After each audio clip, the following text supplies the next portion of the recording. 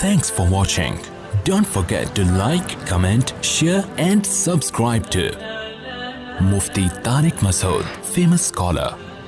جس آدمی نے دنیا میں زیادہ کام کرنا ہے نا, زیادہ تو نہیں کہہ سکتے, علمی کام جس نے کرنا ہے دنیا میں, علمی کام جس نے علمی کام دنیا میں بھائی صفی آپ بیان کے بعد مجھ سے ملیں, کچھ چیزیں فوراً پارسل کرنی پڑتی ہیں, وہ دماغ سے رہ گئیں تو پھر وہ رہ جاتی ہیں, تو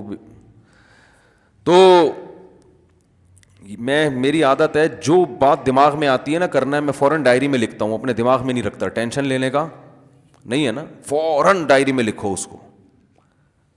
تو ابھی ان کو دیکھ کے مجھے کام یاد آیا, ڈائری جیب میں اس وقت ہوتی نہیں ہے تو وہ پارسل کر دو, سمجھ رہے, اپنے دماغ کو نا انسان خالی رکھے.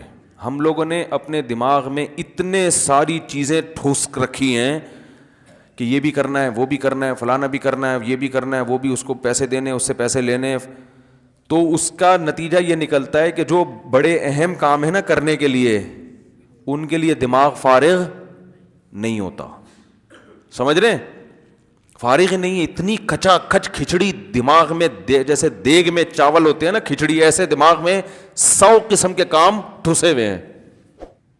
حضرت حکیم الامہ مولانا شرف علی تھانوی رحمہ اللہ تعالیٰ ایک دن صبح فجر کی نماز کے بعد چہل قدمی کرتے تھے اور ذکر بھی کرتے تھے. تو حضرت نے ذکر روک کے ڈائری نکالی, کچھ لکھ لیا اور جیب میں ڈال دی وہ ڈائری.